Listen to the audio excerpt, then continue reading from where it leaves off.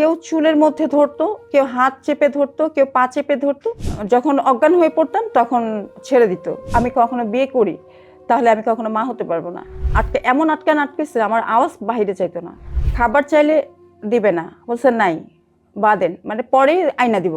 এরকম করতে করতে দেখা যাচ্ছে যে ওরা খাবার খেয়ে যা বাঁচে সেটা কি করে ডাস্টবিনে ফেলে দেয়। এমন করতে করতে এরকম 3 মাস 4 মাস হয়ে গেছে।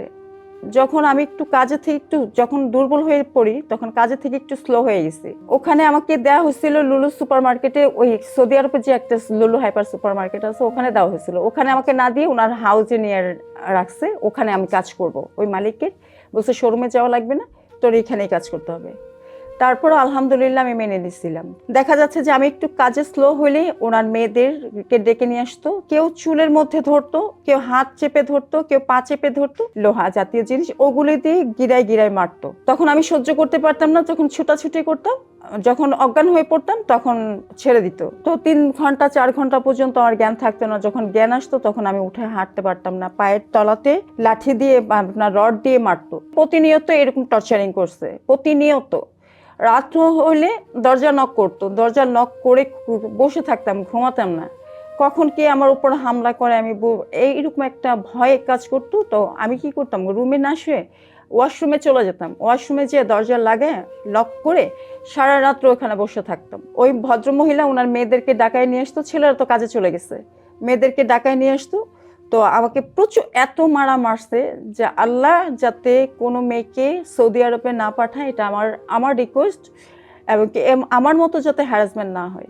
আমার এমন একটা অবস্থা করছে যে আমি কখনো যদি আমি কখনো বিয়ে করি তাহলে আমি কখনো মা হতে পারবো না।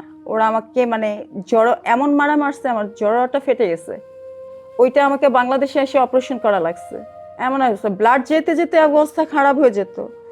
একটা টাকার ওষুধ এনে খাওয়াইতো না। আমাকে নিয়ে হসপিটালে যখন গেছে, আমার একদম ব্লাড যাচ্ছে, নাক মুখ দিয়ে তো ব্লাড চলে আসছে, এই দিক দিয়ে তো ব্লাড যেতে যেতে আমার অবস্থা খারাপ।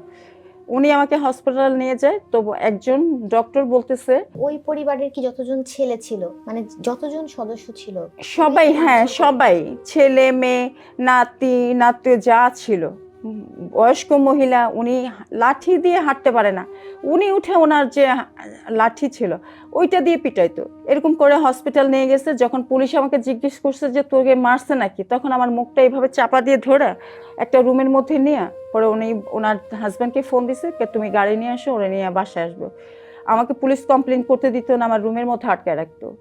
আমি কাউকে যে চিৎকার দিয়ে জ্বালানা দিয়ে ডাকবো, জ্বালানা পর্যন্ত মানে একদম এমন আটকেছে, আমার আওয়াজ বাহিরে চাইতো না।